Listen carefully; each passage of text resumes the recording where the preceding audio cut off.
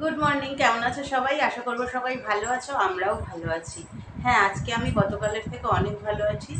গতকাল রাতে সত্যিই শরীরটা ভীষণ খারাপ ছিল, সেটা তোমরা আমাকে দেখেই বুঝতে পারছো। এখন বেজেছে সকাল 9টা 40, আজকে অফিসেও যাইনি। মানে ওয়ার্ক ফ্রম হোম করবো, কারণ আমার ট্যুরের জন্য যে কলগুলো থাকে সেগুলো এখান থেকে হয়ে যাবে। কলকাতার অফিসের সাথেও যে কনফারেন্স কলে সবাইকে আমি যোগাযোগ করিয়ে দিই, সেটাও আমার ঘর থেকেই হয়ে যাবে। ম্যামকে ফোন করে বললাম, ম্যাম আজকে আমি পারবো না যেতে, মানে হাতে পায়ে একটুও জোর নেই গো, পারবো না যেতে, ঘর থেকেই করি। ম্যাম বললো ঠিক আছে, শরীর খারাপ হলে আর কী করে দেবে, আর একটু জ্বর জ্বর মতোও লাগছে। তো এতক্ষণ শুয়েই ছিলাম, শুয়ে শুয়ে ভিডিও এডিট করছিলাম, টুকটাক কাজকর্ম করছিলাম, 2-3টে কলও করলাম। করে নিয়ে এখন উঠেছি। পল্লব বাড়ি ঢুকবে 10টার সময়। তো পল্লব বাড়ি ঢুকলে পল্লবকে খাবারটা দেবো, ও খাবে ছাতু মুড়ি।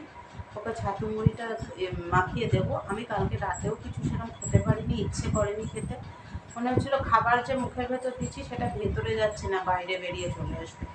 আর যাদের কনস্টিপেশনের প্রবলেম আছে, আমার কনস্টিপেশনের প্রবলেম কিন্তু যে বিশাল কিছু আছে তা না। এই এত বছরের জীবনে এই যে পরিস্থিতি, কালকের দিনটা দিনটা একরকম ছিল, রাতটা গেল, সেই পরিস্থিতিতে আমি আগে কখনো পড়িনি।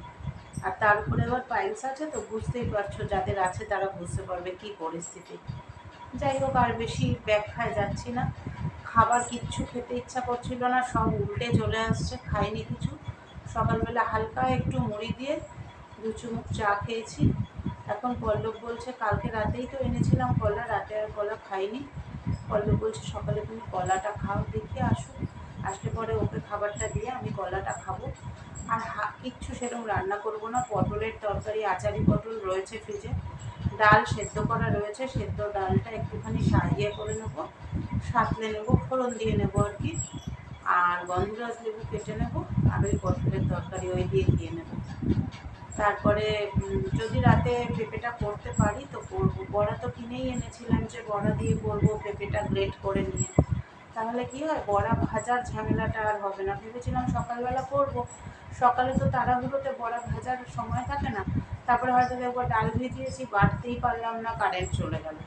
তো সেই জন্য এনেছিলাম, যদি পারি ওটা রাত্রে করবো। চলো এখন পল্লবের খাবারটা রেডি করি। আজকে জামাই ষষ্ঠী, খুব মনে পড়ছে ঠাকুমার সঙ্গে কাটানো এই দিনটার কথা। পরে তোমাদের সাথে গল্প করছি। আর আমাদের বাড়িতে ষষ্ঠী মানে একটা বিরাট পুজো হতো, সেটা তোমাদের আগেও বলেছি, আজও আবার বলবো। এখন অন কল হয়ে যাব, কেননা চলবে তো ওয়ার্ক ফ্রম হোম। 10টার মধ্যে আমাকে বসে যেতে হবে। স্নান পুজোও হয়নি, মন্দিরে এসে ঝাড়া মোছা করে দিয়ে গেল। ঝট করে ওর খাবারটা রেডি করে স্নান পুজো সেরে অন কল হয়ে যাব 10টা থেকে। চলে এসেছি ভাত বসাতে, বাজে 11:45।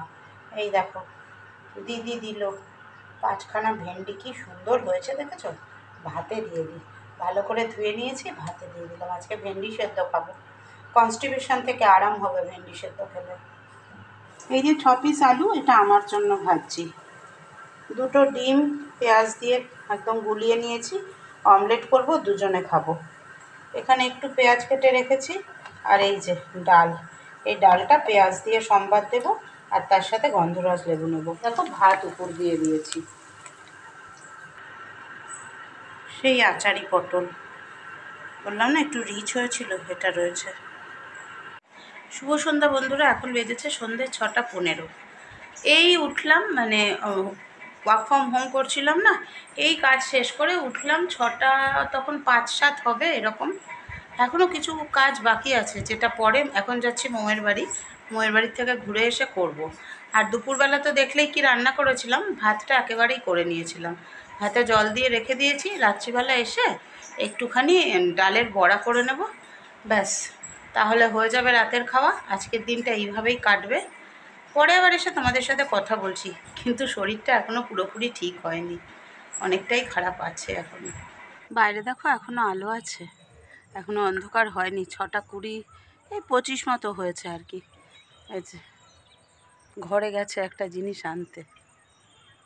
আজকেও সন্ধ্যেবেলা প্রবল ঝড় বৃষ্টি, আর তার ফলস্বরূপ এখন বাজে রাত্রি 11টা 5। এই বাড়ি ঢুকলাম 11টা 5, এখনও কারেন্ট আসেনি। ডাল ভিজিয়ে রেখে গেছিলাম, ভাতে জল ঢেলে রেখেছি, ডালের বড়া করব আর ভাত খাবো। সে তো আর হবে না।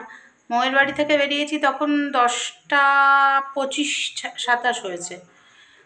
আসছিলাম ঘরের দিকে, দেখলাম কারেন্ট আসেনি, চলে গেলাম, গিয়ে নিয়ে এলাম মোগলাই নিয়ে আসলাম। এখন এইটাই খাবো। চলো আগে কাপড় জামা ছেড়ে নিই। এখন বাজলো 11:35। খেয়ে দিয়ে উঠলাম। যেই দোকান থেকে আমরা মোগলাই আনি ওখান থেকেই এনেছিলাম, কিন্তু গিয়েই দেখেছি কারিগরটা চেঞ্জ হয়েছে। আমার তখনই মনে হচ্ছিল জানি না কোয়ালিটিও নিশ্চয়ই চেঞ্জ হয়েছে। হ্যাঁ সত্যি কোয়ালিটি চেঞ্জ হয়েছে। মোগলাইটা ভালো লাগলো না খুব একটা, মানে ভেতরটা ঠিকঠাক করতে পারেনি। আমি বলে দিলাম একটু কড়া করে ভেজো, কড়া করে ভাজতেও পারেনি। যাই হোক, খেলাম। তরকারিটা পুরোটাই প্রায় ফেলে দিয়েছি, একটু গ্রেভি নিয়েছি কারণ তরকারিটাও প্রচণ্ড রিচ করেছে।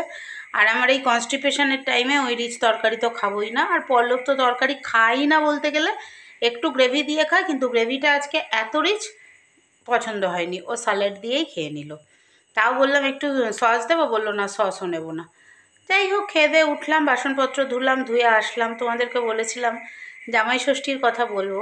জামাই ষষ্ঠী মানে কি বলো তো, আমাদের বাড়িতে না এই ষষ্ঠীটায় ঠাকুমা একটা পুজো করতেন। আগেও বলেছি তোমাদের সঙ্গে, সেই সুপারির যে সুপারি গাছের যে পাতাটা পড়ে না, পাতার পেছন দিকে একটা সুন্দর ইয়ে থাকে, খোলস। ওই খোলসটাকে কেটে ওর মধ্যে কাঁচা সুপুরি, ধান, করম চা, খেজুর, যেটা নর্মালি আমাদের এখানে যেই খেজুরটা গাছে হয় অরেঞ্জ অরেঞ্জ কালারের, ওই খেজুর, আর বাঁশ গাছের পাতার একদম সরু ওইটা, পাতার একদম মুখে যেটা থেকে কুরুল বলতো ওটাকে ঠাকুমা, ওই সবগুলো দিয়ে আমাদের দুই ভাই বোনকে, আমরা যখন ছোট ছিলাম সেটা বলছি, আমাদের দুই ভাই বোনকে নিয়ে স্নান করতো। ওটা করে তারপরে জল দিত আমাদের মাথায়, সবার মাথায়। ওই যে তোমার ওই কি বলে, সুপারির খোলের মধ্যে যেগুলো নিয়ে, ওই যে জিনিসগুলো নিয়ে স্নান করতো, ওগুলো সহই সবার মাথায় জল দিত। তারপরে এসে মা ষষ্ঠীকে পুজো করতো। আর ষষ্ঠী মানেই আমাদের জামাই ষষ্ঠী বলো আর তোমার পুজোর ষষ্ঠী বলো, ষষ্ঠী মানেই আমাদের নতুন জামা হতো। সে একটা যদি টেপ ফ্রক হতো, টেপ ফ্রক, ভাইয়ের হয়তো একটা স্যান্ডো গেঞ্জি হলো, আমার একটা টেপ ফ্রক হলো, বা কখনো কখনো একটা ওড়না, নতুন কিছু পরতেই হবে ষষ্ঠীতে। তারপরে আম, আমাদের বাড়িতে আমরা মেম্বার ছিলাম 13-14 জন, প্রত্যেকের নামে একটা করে বড় বড় আম। আর এখানে তো ওই মর্তমান কলা দেখতেই পাই না, ঠিক এরকম মোটা, এত বড় বড়, মানে আমার হাতের থেকে বড় মর্তমান কলা আর আম একটা করে সবাইকে দিত। আর ঠাকুমা না একটা কি মাখতো, ওই মাখাটার মধ্যে কত কিছু দিয়ে মাখতো, কি কি দিত আমার মনে নেই, কলা ঠলা আরও কি কি দিত, সেই মাখাটা দিত। সেটা আবার বাড়ির ছাঁচে দাঁড়িয়ে খেতে হতো। মানে এইসব নিয়মগুলো আমাদের ছিল, সেইগুলো খুব মিস করছিলাম। আর জামাই ষষ্ঠী সেইভাবে আমার মা করেছে। আমার মা যে করেনি তা না, আমার মা করেছে, আমিও করেছি। আমি করেছি মানে ওদেরকে নিয়ে গিয়ে ওদের বাড়িতে গিয়ে করে এসেছি, মানে আমার মেয়ের শ্বশুর বাড়িতে গিয়ে করে এসেছি জামাই ষষ্ঠী।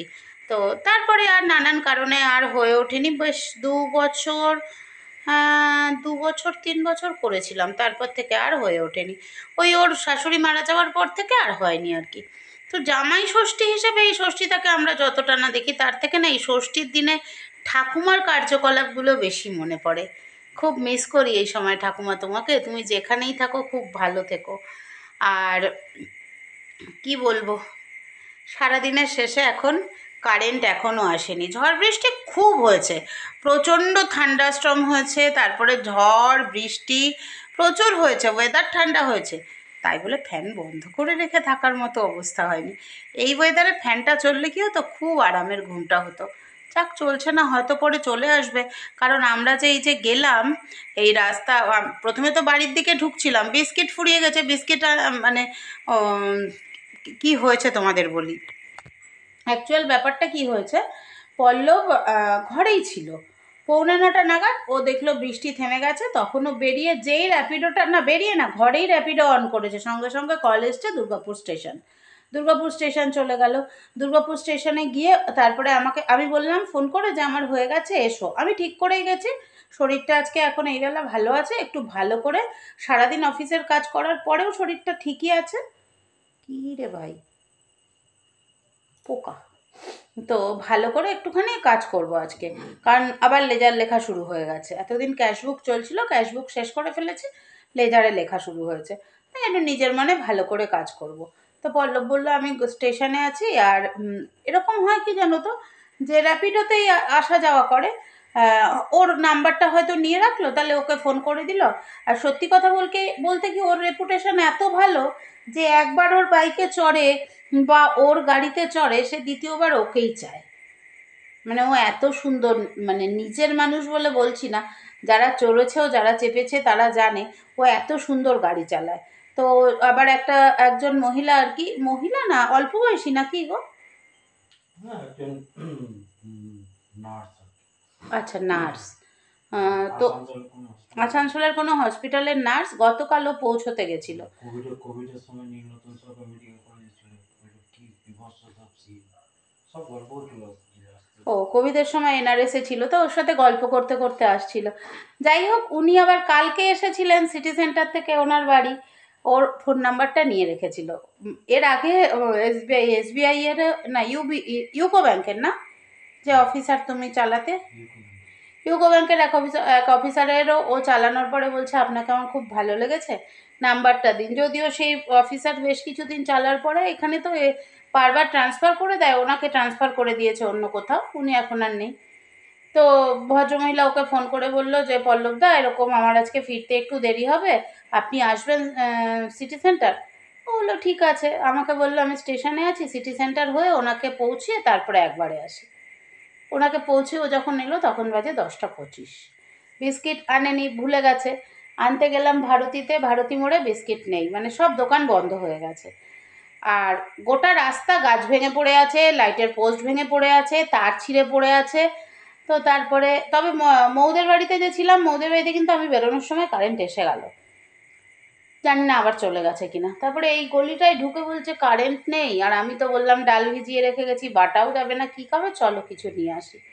দিয়ে ওই গেছিলাম, মানে নেহাত উপায় নেই বলে গেছিলাম। যাই হোক, খাওয়া দাওয়া সারলাম যেমন করেই হোক, এইবার একটু শোবো মানে কি, এইবার শোবো আর কি, মনে হচ্ছে একটু শুয়ে আবার উঠে পড়বো। দুপুরবেলাও কারেন্ট খুব জ্বালিয়েছে।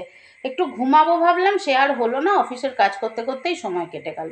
কারেন্ট নেই, কারেন্ট থাকলে হয়তো একটু শুতাম। তো চলো আজকের মতো tata, bye bye, good night, সবাই ভালো থেকো, সুস্থ থেকো, আর সাবধানে থেকো। তোমরা যেমন যেমন বলেছো যে দিদি তুমি কিন্তু এসো, তুমি কিন্তু ভ্লগ বাদ দিও না, আমি কাজ বেশি দেখাতে না পারলেও তোমাদের সাথে গল্প করেও তোমাদের কাছে আসি, কেননা তোমাদের এই ভালোবাসা তো অবহেলা করা যায় না, তাই না? টাটা।